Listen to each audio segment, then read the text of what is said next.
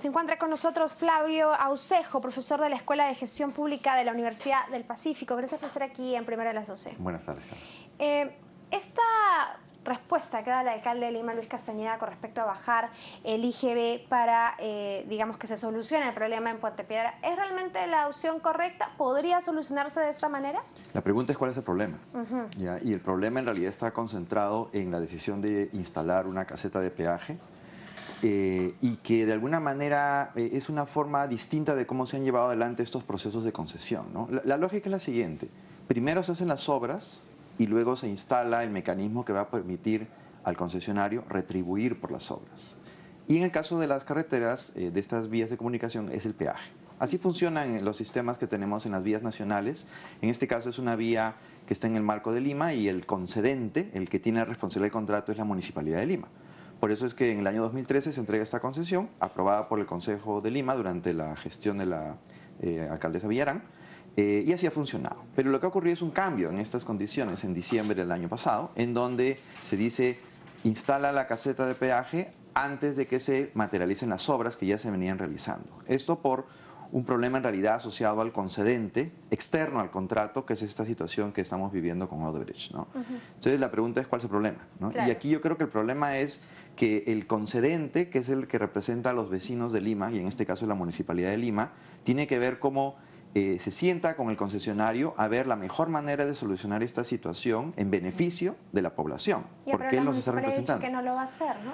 Bueno, entonces en ese caso creo que está abdicando a sus funciones, que es la representación de los ciudadanos, ¿no? Porque los ajustes que se han hecho en realidad van en contra de la lógica de una concesión, que es, repito, primero construye la obra, la gente disfruta de esta nueva infraestructura y por eso paga, y es lo que recupera el concedente, ¿no?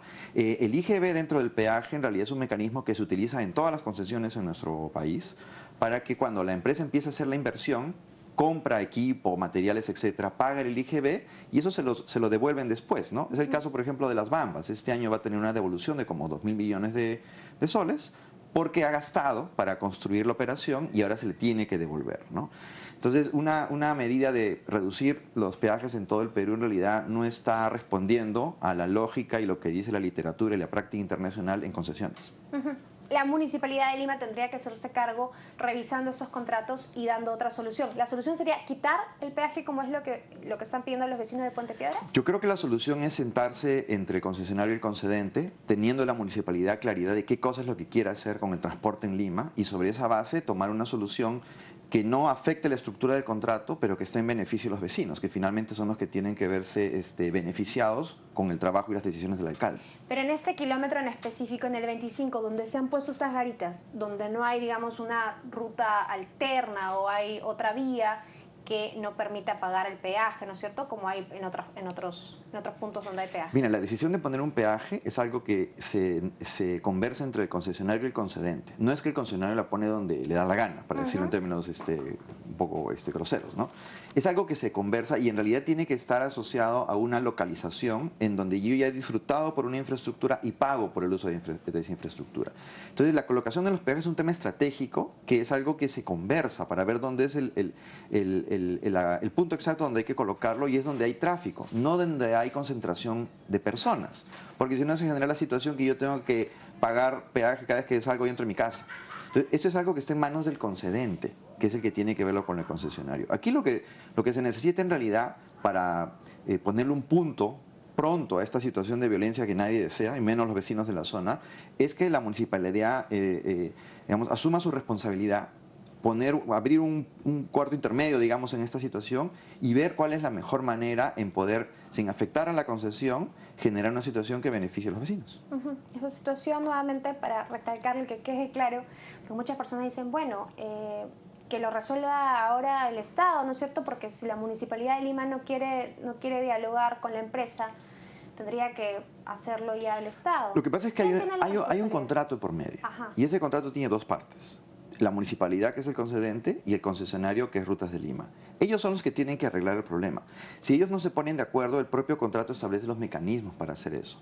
El Ministerio de Transportes y Comunicaciones, en realidad, es el ente rector de todo el sistema de transporte, pero el responsable de lo que ocurre en el territorio de Lima es la municipalidad en primera instancia.